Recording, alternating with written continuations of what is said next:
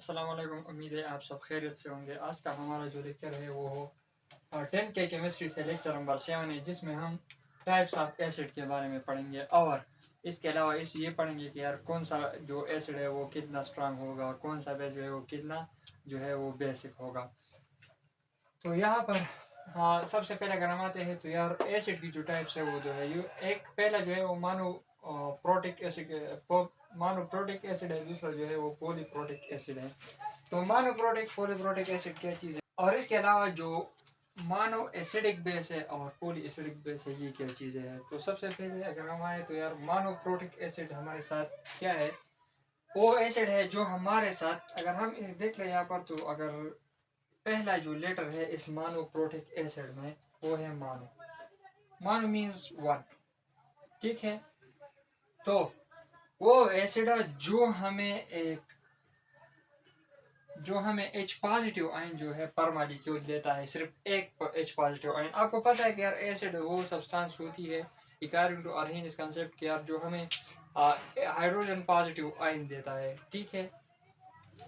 तो हमारे साथ यहाँ पर मोनोप्रोटिक एसिड, चूंकि यहाँ पर मानो का मतलब है वन, तो यहाँ पर मोनोप्रोटिक एसिड का मतलब है वो एसिड जो हमें एक H पॉजिटिव आयन देता है पर मॉलिक्यूल पर, तो उसको हम कह सकते हैं कि यार वो है मोनोप्रोटिक एसिड। मिसाल के तौर पर अगर हम आए HCl, तो HCl को अगर हम देखें तो यहाँ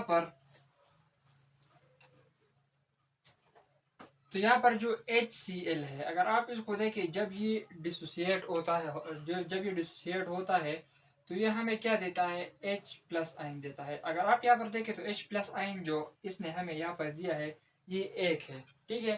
तो हम उसको कह सकते हैं कि यार हमारे साथ ये मोनोप्रोटिक एसिड है, ठीक है। इसके अलावा अगर आप यहाँ पर HNO3 को देख ले तो इसमें भी अगर आप देख ले, अगर H जो है जब जब ये HNO3 डिसोसिएट होता है तो यहाँ पर क्या होता है, ये हमें H पॉजिटिव आयन, एक ही H पॉजिटिव आयन देता है।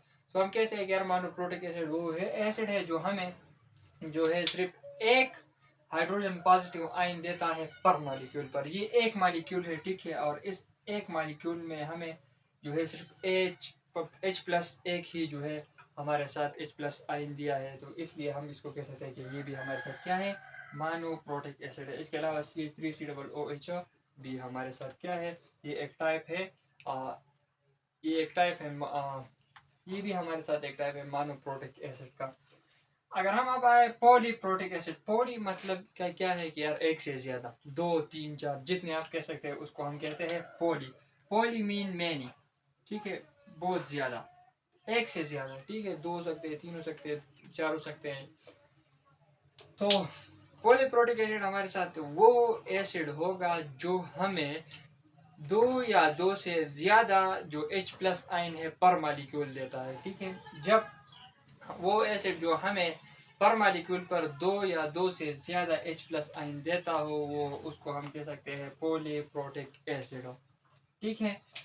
यहाँ पर अगर हम देखें तो मैंने आपके लिए लिखा है those acid which give us more than one H plus ion in per molecule is called polyprotic acid.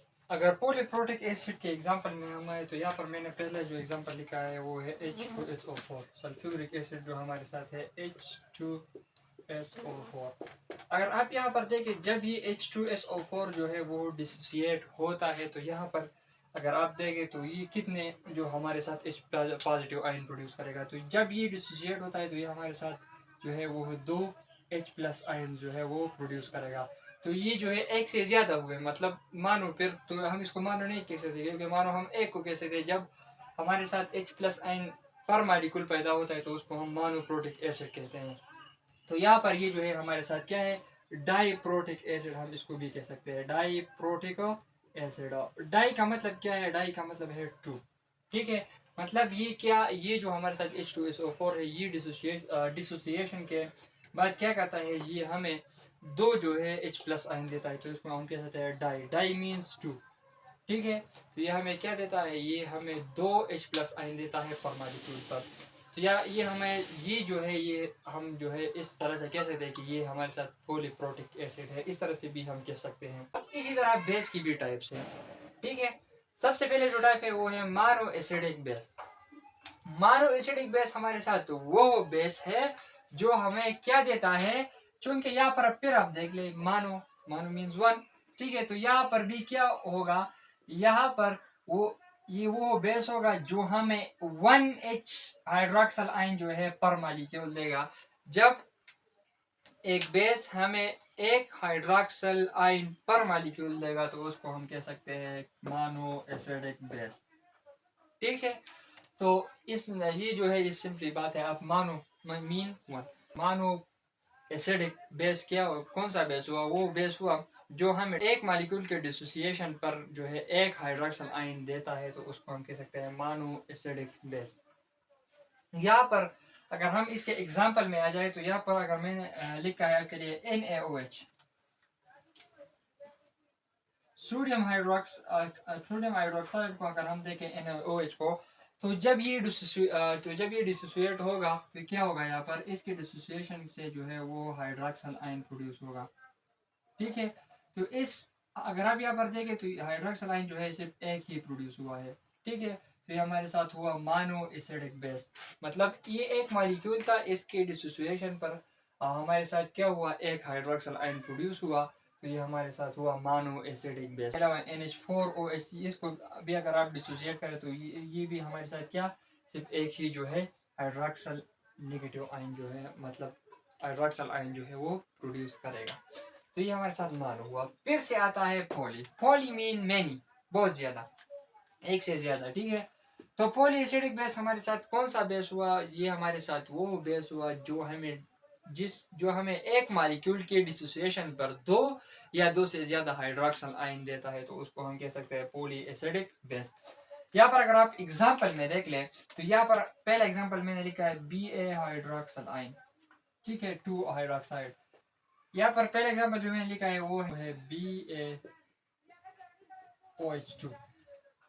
अगर आप इस मॉलिक्यूल को देख लें तो जब ये मॉलिक्यूल जो है ये डिसोसिएट होगा, ठीक है, मतलब स्प्लिट होगा, तो ये हमारे साथ क्या करेगा, ये हमारे साथ 2 हाइड्रोक्सल आयन, यहाँ पर देखें 2 हाइड्रोक्सल आयन है, यहाँ पर ये हमें 2 हाइड्रोक्सल आयन देगा। तो यहाँ पर देखें एक से ज्यादा हाइड्रोक्सल आयन प्रोड्यूस हुए तो हम कह सकते हैं ये पॉली एसिडिक बेस है, या कह सकते हैं कि यार डाई एसिडिक बेस है, इस तरह से भी कह सकते हैं आप। इसके अलावा यहाँ पर जो है Ca हाइड्रोक्सल आयन, ठीक है, यहाँ पर जब ये भी डिसोसिएट होगा तो ये भी हमारे साथ 2 हाइड्रोक्सल आयन प्रोड्यूस करेगा। यहाँ पर अगर देख ले तो FeOH3, ठीक है, ये जब डिसोसिएट होगा तो ये हमारे साथ क्या, हमारे साथ जो है 3 हाइड्रोक्सल आयन प्रोड्यूस करेगा, 3 हाइड्रोक्सल आयन, ठीक है। तो इस 3 हाइड्रोक्सल आयन को अगर आप देखें तो यहाँ पर जो है ये एक से ज्यादा प्रोड्यूस हुए पर मॉलिक्यूल, ये एक मॉलिक्यूल है, इसकी डिसोसिएशन पर जो है 3 हाइड्रोक्सल आयन प्रोड्यूस हुए हैं, तो हम कह सकते हैं कि यार ये पॉली एसिडिक बेस है, या कह सकते हैं कि यार ये ट्राई एसिडिक बेस है, इस तरह से भी आप जो है कह सकते हैं, ठीक है। तो ये हमारे साथ मानोप्रोटिक एसिड, पॉलीप्रोटिक एसिड, इसके अलावा मानो एसिडिक बेस और पॉली एसिडिक बेस के बारे में ये बातें थी। अब हम आते हैं कि यार स्ट्रेंथ ऑफ एसिड और स्ट्रेंथ ऑफ बेस, कि यार एक एसिड जो है वो कब जो है वो स्ट्रांग होगा, या वो कौन सा एसिड होगा जो स्ट्रांग होगा बहुत ज्यादा, वो कौन सा बेस होगा जो बहुत ज्यादा स्ट्रांग होगा, इसके बारे में हम अब जो है वो डिस्कशन करेंगे। स्ट्रांग एसिड मतलब ये है कि यार वो कौन सा एसिड जो है वो बहुत ज्यादा स्ट्रांग एसिड के बारे में अगर हम आए तो स्ट्रांग एसिड के बारे में हम देखते हैं कि यार वो एसिड की वो प्रॉपर्टी जो कंप्लीटली आयोनाइज होती है। दो बातें हम कह सकते हैं कि यार स्ट्रांग एसिड कौन सी चीज होगी, तो स्ट्रांग एसिड हमारे साथ वो एसिड होगा जो हमारे साथ कंप्लीटली जो है आयोनाइज होगा, मतलब कंप्लीटली जो है H पॉजिटिव आयन में जो है वो जो है हमारे साथ क्या होगा, डिस्ट्रीब्यूट होगा, मतलब उसमें जो H पॉजिटिव आयन है वो कंप्लीटली डिसोसिएट होंगे, ठीक है। इसके अलावा हम पहले जो मैंने आपको बताया क्या होगा कि यार वो कंप्लीटली आयोनाइज होगा, ठीक है, कंप्लीटली आयोनाइज। साथ स्ट्रांग एसिड में ये खासियत हुई कि यार वो जो है वो कंप्लीटली आयोनाइज होंगे, ठीक है। इस तरह से भी आप इसका डिफिनीशन कह सकते हैं, या आप इस तरह से भी कह सकते हैं कि यार जो स्ट्रांग एसिड हमारे साथ वो एसिड होगा जो हमें जो है H प्लस आइन जो है वो बहुत ज़्यादा देगा, मोर H प्लस आइन देगा हमारे साथ। तो वो भी हमारे साथ क्या होगा, वो भी हमारे साथ स्ट्रॉन्ग एसिड होगा। ठीक है, यहाँ पर मैंने आपके लिए लिखा है those acid which ionize completely in an aqueous solution and give higher concentration of H plus आइन।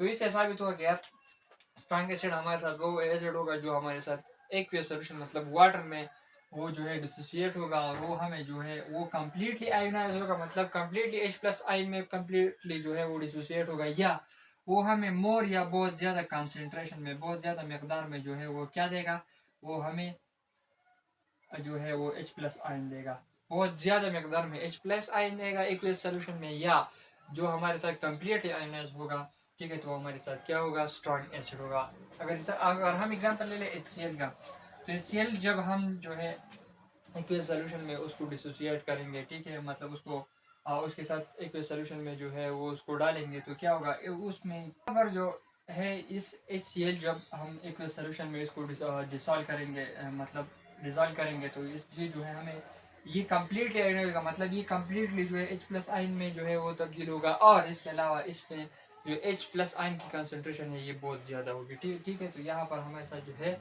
वो HCl क्या हुआ, ये भी हमारे साथ स्ट्रॉन्ग एसिड हुआ। इसके अलावा HNO3 भी स्ट्रॉन्ग एसिड है, सल्फ्यूरिक एसिड भी स्ट्रॉन्ग एसिड है, और HClO4 जो है ये भी स्ट्रॉन्ग एसिड है। ठीक है, फिर इसके अपने दर्जे है कि यार इनमें से सबसे ज्यादा स्ट्रांग कौन है, फिर उसके बाद स्ट्रांग कौन है, फिर उसके बाद स्ट्रांग कौन है, आपके बुक में स्ट्रांग कौन है, तो उस इसके बारे में आपके बुक में दिया हुआ है एक टेबल, वहाँ पर आप देख सकते हैं। दूसरा जो हमारे साथ है वो वीक एसिड है, तो वीक एसिड जो है इसके अपोजिट हुआ, मतलब क्या, वीक एसिड हमारे साथ वो एसिड होगा जो कम्प्लीटली आयोनाइज नहीं होगा, और या हम इस तरह से भी कह सकते हैं कि यार जिसमें H प्लस आयन की कंसंट्रेशन जो है वो बहुत ज्यादा कम होगी। ठीक है, यहाँ पर H प्लस आयन की कंसंट्रेशन क्या होगी, वो ज्यादा होगी। ठीक है, जब हम जो है एक एसिड को एक्वियस सोल्यूशन में डालेंगे और वो हमें H प्लस आयन की कंसंट्रेशन बहुत ज़्यादा देगा, या वो कम्प्लीटली आयोनाइज होगा, तो हमारे साथ स्ट्रॉन्ग एसिड होगा। और जब हम एक एसिड को जो है एक्वियस सोल्यूशन में डालेंगे वो कम्प्लीटली आयोनाइज नहीं होगा, या हम कह सकते हैं कि उसमें जो है H प्लस आयन कंसंट्रेशन वो बहुत ज़्यादा कम होगा, तो उसको हम कह सकते हैं कि यार ये क्या है, वीक एसिड है। मिसाल के तौर पर अगर हम आए तो HNO2 जो है ये हमारे साथ एक वीक जो है एसिड है। इसके अलावा H2SO3 भी वीक एसिड है, और H3PO4 भी हमारे साथ क्या है, वीक एसिड है। इसी तरह से स्ट्रेंथ ऑफ बेस में अगर हम आए तो स्ट्रांग बेस और वीक बेस क्या चीज़ है, तो स्ट्रांग बेस हमारे साथ वो बेस होगी जो हमारे साथ कंप्लीटली जो है वो आयोनाइज होगी हाइड्रोक्सिल आयन को, या इन एक्वियस सोल्यूशन, या हम कह सकते हैं कि यार का स्ट्रांग बेस हमारे साथ वो बेस होगी जो हमें ज़्यादा कंसंट्रेशन में जो है वो हाइड्रोक्सिल आयन देती है जब हम इसको एक्वियस सोल्यूशन में डालते हैं। मतलब ये कि यार जब हम एक बेस को जो है वो वाटर में डालेंगे, ठीक है, मतलब वाटर में डिजोल्व करेंगे, और वो हमें क्या देता है, वो कम्प्लीटली जो है H हाइड्रोक्सिल नेगेटिव आयन में जो है वो डिसोसिएट होगा, या हमारे साथ जो है हाइड्रोक्सिल आयन कंसंट्रेशन जो है वो बहुत ज़्यादा देगा। ठीक है, तो हमारे साथ क्या होगा, वो हमारे साथ स्ट्रॉन्ग बेस होगा। यहाँ पर मैंने लिखा है बेस विच कम्प्लीटली डिजोल्व या dissociate in aqueous solution and give higher concentration of hydroxyl ion, तो हमारे साथ क्या होगा, स्ट्रॉन्ग बेस होगा। यहाँ पर अगर हम एग्जांपल में ले ले तो NaOH जो है हमारे साथ क्या है, ये हमारे साथ स्ट्रॉन्ग बेस है। जब ये हम वाटर में डिजोल्व करेंगे, डिजोल्व करते हैं, तो ये हमें जो है हाइड्रोक्सिल आयन कंसंट्रेशन जो है वो बहुत ज़्यादा देता है, तो हमारे साथ क्या हुआ, स्ट्रॉन्ग बेस हुआ। इसके अलावा KOH है, ठीक है, इसके अलावा LiOH है। ठीक है, ये हमारे साथ क्या है, स्ट्रॉन्ग बेसिस है। अब लास्ट जो है वो वीक बेस, तो वीक बेस क्या हुआ, इसके अपोजिट हुआ। वीक बेस हमारे साथ वो बेस है जिसको हम एक वाटर में या एक्वियस सॉल्यूशन में जो है वो डिजोल्व करते हैं, तो वो हमें less concentration of hydroxyl ion देता है, मतलब हाइड्रोक्सिल आयन वो बहुत कम देता है, या हम कह सकते हैं कि यार वो कम्प्लीटली जो है डिसोसिएट या डिजोल्व नहीं होता एक्वियस सॉल्यूशन में, तो हमारे साथ कौन सा बेस हुआ, वीक बेस हुआ। मिसाल के तौर पर अगर हम NH4OH में है, तो ये भी हमारे साथ क्या है, कम्प्लीटली जो है वो डिजोल्व नहीं होता एक्वियस सॉल्यूशन में। CaOH2 जो ये भी AlOH3 जो है ये भी हमारे साथ क्या है, ये भी हमारे साथ जो है एक्वियस सॉल्यूशन में कम्प्लीटली डिजोल्व नहीं होता। उम्मीद है आप इस लेक्चर को समझ गए होंगे। हमारे इस वीडियो को लाइक करें, अपने दोस्तों के साथ शेयर करें, हमारे इस वीडियो को जो है अपने दोस्तों के साथ भी शेयर करें, और इसके अलावा हमारे इस चैनल को जो है सब्सक्राइब करें। इंशाल्लाह ताला मिलेंगे अगले लेक्चर में। उस वक्त तक अल्लाह हाफिज़।